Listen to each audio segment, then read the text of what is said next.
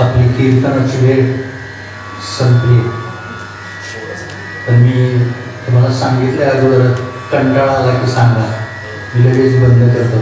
तुम्ही जर नाही सांगितलं तर मी बंदच करणार नाही. अवसट वरचं कीर्तन ऐकावं लागेल. मनोहर बंद अवसट असं. आपल्याकडे दोनदा रामराम म्हणायची पद्धत आहे. काय कारण आहे सांगता येईल का?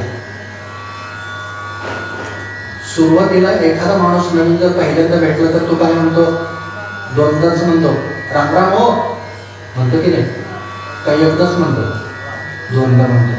आणि त्याच्या प्रत्युत्तरादाखल आम्ही सुद्धा दोनच वेळेस म्हणतो राम राम असं म्हणतो ना. आता याला शास्त्रीय कारण जर सांगितलं तर आदरात विरुक्ती, आदरात विरुक्ती. एखाद्याबद्दल आदर जर अंतःकरणातून व्यक्त करायचा असेल तर तिथं विरुक्ती आहे. एखादा हवासा पाहुणा घरी आला, या या विरुक्ती. आणि एखादं नको असलेलं धडिंगण आलं, या, इथं आदर नाही. एकदा उच्चारलं की आदर नाही. आली का साडेसाती असा अर्थ होतो त्याचा. या, तुम्हीच कमी होतात. आणि दोन वेळेस म्हटले की या या शब्द तोच आहे, पण आदर भावना त्याच्या पाठीमध्ये असते. तसं रामराम दोनदा उच्चारण्यामध्ये काय कारण आहे? थोडक्यात तुमच्या कानावरती असावं. हे दोनदा कशामुळे? एकदा म्हणजे राम, ते म्हणायचं राम. पंडित धीरेंद्र शास्त्री सारखं एकदाच म्हणायचं, पण दोनदा काय सांग? तर त्याचं कारण असं आहे, ज्योतिषशास्त्राप्रमाणे. ज्योतिषशास्त्र काय सांगतंय? राम र अ म जोड शब्द, त्याच्यामध्ये रकार. रकार काय आहे? तर रकार 24 आहेत. रकार 24 आहेत आणि आकार 2च आहेत. ह्रस्व दीर्घ. ह्रस्व स्वराते लघु बोलताते. ह्रस्व आणि दीर्घ हे आकार 2च आहेत. र अ मध्ये आकार 2 आहे. राहिला तिसरा मकार. मकार किती आहेत? तर हे मकार 27 आहे. 27 ज्योतिषी परिभाषेमध्ये सगळ्यांची बेरीज केली किती झाले? 25 आणि 2 27 आणि 27 आणि 24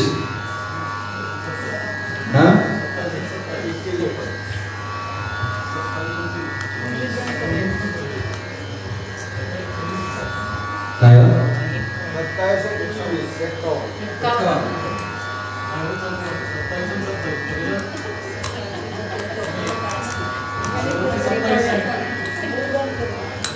हा 51 आणि असं नाही तर ते रकार 27 आहे, आकार 2 आहे आणि मकार 25 आहे. बेरीज येते 54. 27 25 आणि 2 बेरीज आली 54. 54 अधिक 54. एकदा राम म्हणलं की 54, दोनदा राम म्हणलं की 54 दुनी 108. आम्ही जप करतो त्या माळेतले मणी किती आहेत? 108. तर 2 वेळेस राम राम म्हटलं की 1 माळ जप केल्याचं पुण्य पदरात पडतं. 2 वेळेस राम राम म्हणलं ना तर हे 54 54 108. 1 माळ जप केलेल्याचं पुण्य किती सोपं आहे. म्हणून 2दा राम राम म्हणलं जावं, एकदा राम म्हणायचं नाही, 2 वेळेस राम राम म्हणायचं. असं अगदी 2 मिनिटाचा प्रसंग सांगून सेवा संपू. कारण आजचं कीर्तन म्हणजे वावटळी दिवा लावल्यासारखं. तरी मी कुठलं पद पूर्ण म्हणलं नाही, भजन काही जास्त वेळ करायला लावलं नाही. तुम्ही सगळेच उठून जाताना आम्ही तिघच राहू इथं, म्हणून भजन सुद्धा करा म्हणलं नाही जास्त वेळ. अगदी शॉर्टकट सगळं कीर्तन. आता किती शॉर्ट करू. असं भगवान गोपालकृष्णांच्या आणि प्रभू रामचंद्रांच्या बऱ्याचशा लीलेमध्ये साम्य आहे. साम्य एकच लीला सांगेल. एक वेळेचा प्रसंग असा आहे, कौसल्या माता प्रभू रामचंद्रांना मांडीवर घेऊन झोपवण्याचा प्रयत्न करत होत्या. नाथांचा अभंग आहे बरं का, सुंदर सुंदर ते ध्यान. मी सरळ म्हणतो, घेऊन मांडीवरी कौसल्या जननी गीत गा. सुंदर ते ध्यान नंदाचे अंगणी, गोपाळ गौरणी पाहती डोळा. सुंदर ते ध्यान धिवरेच्या तटी, सर्व समदृष्टी देखत असे. सुंदर ते ध्यान एका जनार्दनी, प्रत्यक्ष लोचनी दिसत असे. त्याची सुरुवात आहे सुंदर ते ध्यान घेऊन मांडीवर घेऊन त्यावेळेस कौसल्या माता झोपी घालत होत्या आणि प्रभू रामचंद्रांना भूक लागली होती. ते काही झोपत नव्हते.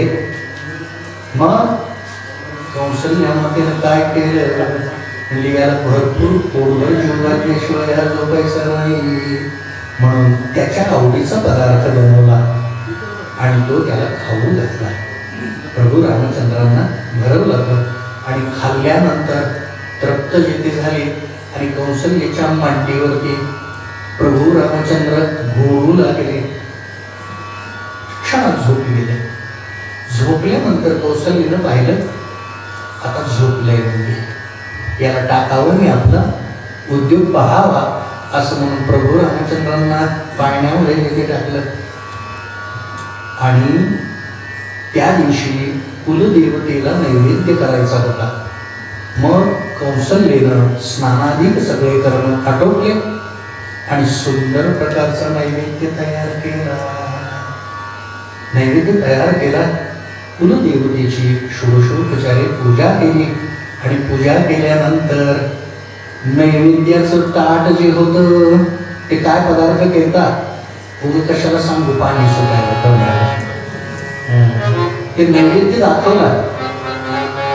आणि नैवेद्य दाखवल्यानंतर काहीतरी विसरलं म्हणून आतमध्ये आणायला गेली. असाच प्रकार कृष्ण चरित्रामध्ये आहे. संकष्टी चतुर्थीच्या चरित्रामध्ये काहीतरी आणायला गेल्यानंतर ते घेऊन आली वस्तू आणि पाहते तो प्रभू रामचंद्र नैवेद्य खात आहे. अरे बापरे, आत्ताच त्याला खाऊ घातले आणि आत्ता झोपला होता, लगेच उठून कसा काय नैवेद्य खातोय हा. भीती वाटली. माणसाला भीती कधी वाटते? भ्रम झाला की भीती वाटते. भ्रम हे भीतीचं मूळ आहे.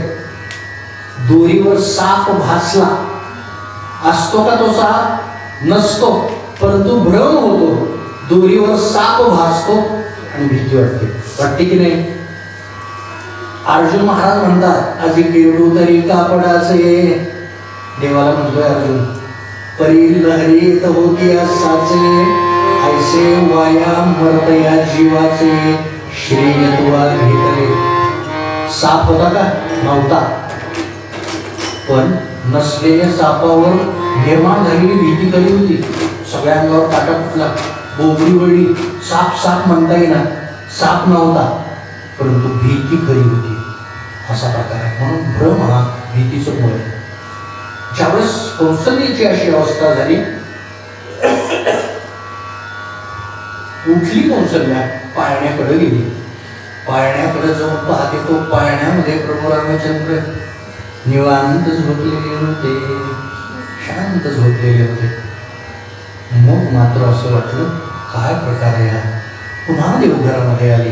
पुन्हा पाहते तो पुन्हा प्रभू रामचंद्र नैवेद्य खात होते. प्रभू रामचंद्राने पाहिलं आईचं जास्त आईला त्रास देणं उपयोगाचं नाही, म्हणून भगवंताने आपली माया कौसल्यावरती काढून घेतली आणि कौसल्या या द्विधा मनस्थितीतून बाहेर आली.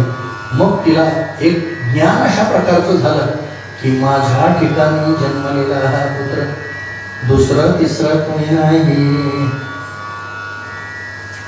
प्रत्यक्ष परब्रह्म जिथे आहे. ही अनुभूती कौसल्याला जिथे आली आणि मग कौसल्यानं ती माया काढल्यानंतर ते सगळं बाजूला गेलं आणि केवळ पुत्र प्रेम तिच्या अंतःकरणामध्ये निर्माण झालं. अशा प्रकारची गोड कथा कृष्ण चरित्राशी साम्य दर्शवणारी रामचरित्रामध्ये आहे. रामचरित्रामध्ये आहे. आणि आजचा विषय आपण या ठिकाणी थांबू. उद्याच्या कीर्तनात नवीन विषय, आजची सेवा या ठिकाणीच मी थांबवतो. झालेली सेवा प्रभू रामरायांच्या समर्थांच्या चरणी समर्पण. वास्तविक पाहता सेवेला आणि सेवेतला जो आनंद आहे तो आनंद घेता आला पाहिजे. ही जुनी मंडळी पाहिल्यानंतर इतका आनंद झाला. आमचे एका क्षणामध्ये जसा काही विषय आहे त्याच्यावरती बरोबर निवेदन करणारे चंद्रकांत काका, त्यांचं आडनाव लक्षात येईल आहे, निलाखे काका. निलाखे काकांना सकाळी आल्याबरोबर पाहिल्यावर इतका आनंद वाटला. ही सगळी मंडळी आमचे नंतर कुलकर्णी हे महाराज, ही सगळी मंडळी आमचे गुरुजी, केवळ हा आनंद समर्थांच्या कृपेनं आणि आम्हाला इथं आणणारे समर्थच आहेत. त्यांच्यावरची श्रद्धा, ती श्रद्धा बांधून आणते आणि आम्ही येतो. हे सगळेचे सूत्रधार आहेत आमची बुवा आणि त्या बुवांना सुद्धा उदंड आयुष्य आरोग्य लाभावं अशी समर्थ चरणी प्रार्थना करतो. आणि सेवेला पूर्ण विराम म्हणून पूर्व पद्यामध्ये समर्थ पंडितजी म्हणाले,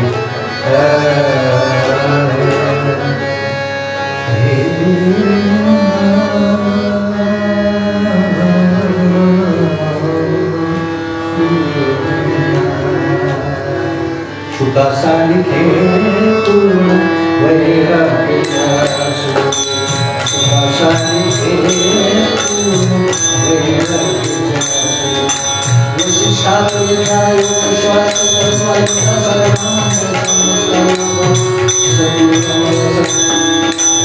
सुखासा